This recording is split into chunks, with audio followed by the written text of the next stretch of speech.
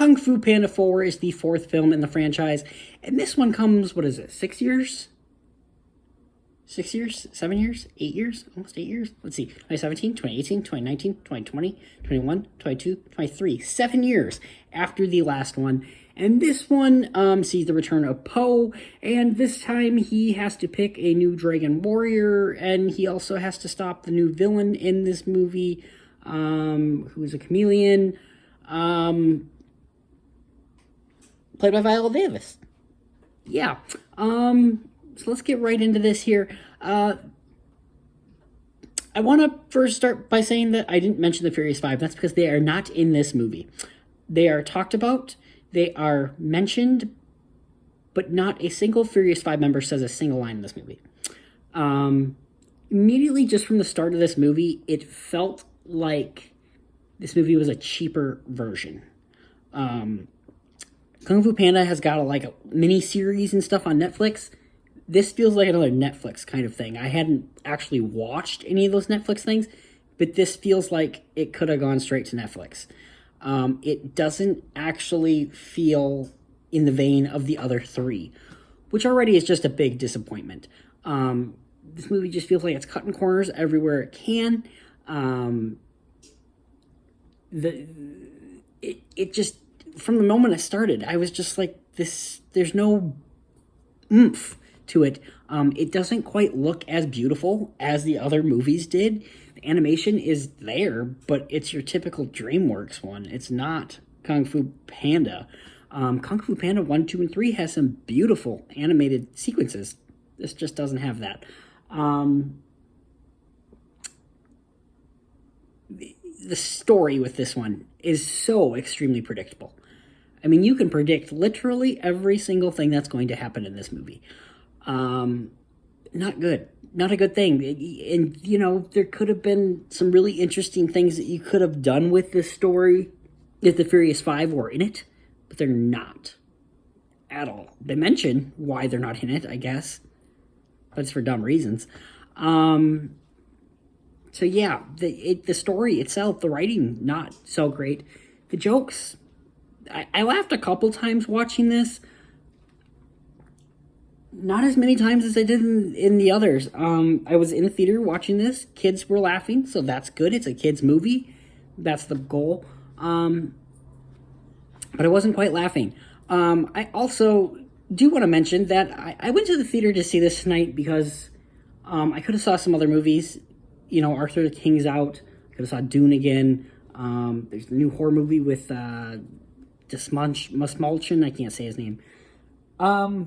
But something happened tonight, and it's kind of still going on outside, so I will show you what's kind of going on.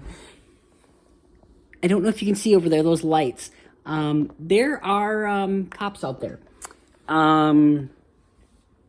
I guess from what I have read online, 2 women have been murdered, and there's a guy on the loose. So I went to the theater going, I need to watch something light and something not so, you know, depressing or sad or scary or blah, blah, blah. So I went with Kung Fu Panda. So yeah, that was kind of my thoughts going into it. Just thinking I need something light. Which this movie is that. It is light. It is a kid's movie. But it's not funny, really, that much. There's a couple moments. There's a lot of kid jokes. Kids were laughing, and that's great. But the thing I love about the other Kung Fu Panda movies, particularly the first 2, is that they are great movies for adults as well as kids. This movie, I could feel the adults in the theater even going, this is just another kid's movie. And it was. It just 100% is another kid's movie. This movie also kind of brings back other villains, and the finale of this one with the other villains is so stupid. I rolled my eyes so hard I thought they were going to fall out of my freaking skull. Could not stand the ending of this movie. Really couldn't. It's just so disappointing because particularly the first 2 Kung Fu Pandas are so smart and so fun and great, and they do have heart. This movie doesn't have much heart There's really not much heart. There's a lesson. There is a journey that is being had, but it's not what the other two movies were. And it's just kind of disappointing. Viola Davis is clearly having fun. I didn't really mention the villain in my last review here, because the villain kind of was just on the side point, but that was voiced by J.K. Simmons, and he was cool. Forgettable, but cool. Viola Davis is kind of the same. Forgettable, but cool. I mean, she's like a shifting chameleon, so she's kind of cool, but she's also a typical villain that you've seen 100,000 times before. This movie's not bad. It's just, it feels lazy. It feels cheap.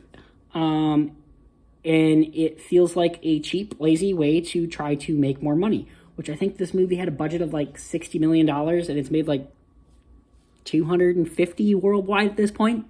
So it's made money. And toys, so it's made even more money. And there's really not any other movies to bring your kids to right now, so it's still going to continue making money.